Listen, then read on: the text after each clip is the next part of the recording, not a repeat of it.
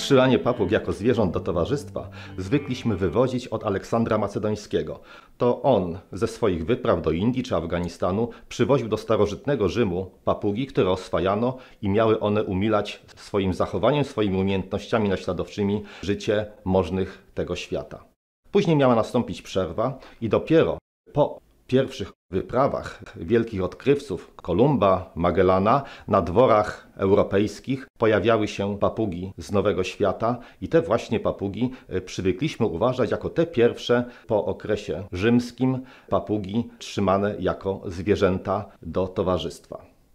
Nieco inne światło na to zjawisko rzucają wyniki ostatnich odkryć. Mianowicie na terenie Meksyku w stanie Chihuahua dokonano przypadkowego wykopaliska, w którym odkryto szkielety ludzkie, a obok nich świetnie zachowaną, zmumifikowaną głowę papugi.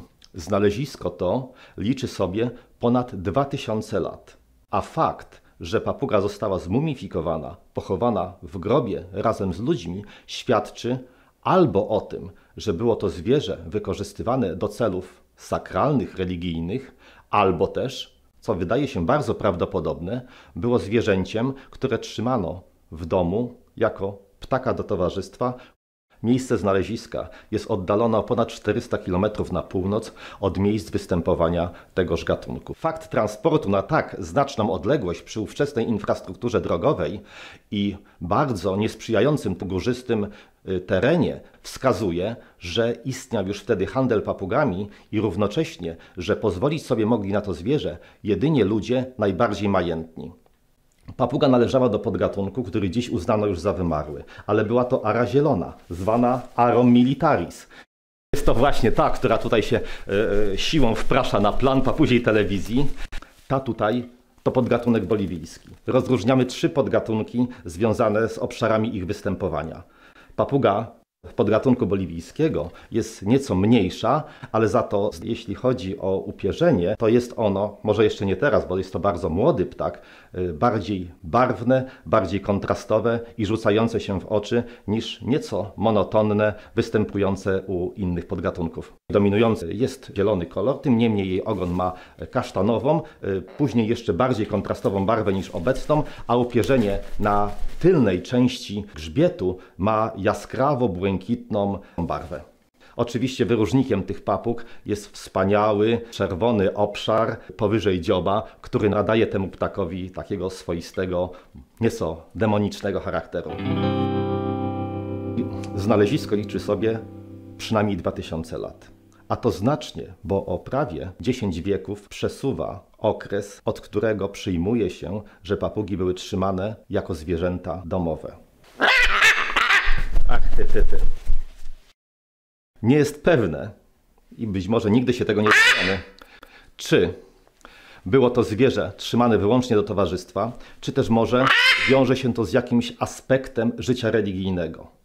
Niektórzy uczeni twierdzą, cicho bądź, że te kolory ary zielonej, czyli zieleń i błękit, kolory wody i lasu, to symbol życia, symbol czegoś, z czego my wszyscy wywodzimy się. To jest charakterystyczne dla ówczesnych wierzeń ludzi tego rejonu. I w związku z tym nie jest jasne, czy papuga trzymana była wyłącznie jako zwierzę do towarzystwa, czy też być może pełniła jakieś funkcje związane z religią. Być może, że oba te zjawiska miały miejsce. Ary zielone to ptaki należące do załącznika A konwencji waszyngtońskiej, czyli te objęte ścisłą ochroną ze względu na fakt, że jest ich niestety coraz mniej. One i tak potrafią się bronić, dlatego że występują w rejonach górzystych, dochodzą nawet do 1600, a niektórzy twierdzą nawet 2000 metrów powyżej poziomu morza i swoje gniazda zakładają na skalnych urwiskach, do których dostęp jest dość ograniczony, a ponieważ zaczęły dość dobrze rozmnażać się w coraz to liczniejszych hodowlach, papuga ta, jeśli chodzi o trzymanie jej w domach, to staje się dość powszechna.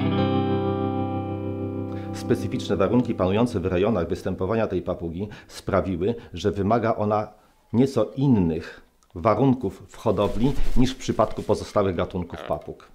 Nie żyje ona jak większość papug w lasach deszczowych, ale w wyższych rejonach, w suchszym powietrzu i panują tam niższe niż w lasach zwrotnikowych temperatury. Dlatego wymaga ona, aby zapewnić jej nieco niższą temperaturę i nie może ona pozostawać w warunkach zbyt dużej wilgotności powietrza, co sprawia, że papugów nie powinniśmy trzymać z innymi arami. Ponadto promieniowanie UV zależy od wysokości. Im wyżej, tym jest ono bardziej intensywne.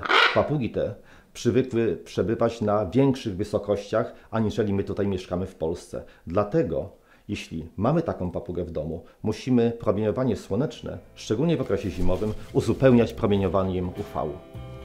Ara zielona to, podobnie jak wszystkie inne ary, świetny ptak do towarzystwa.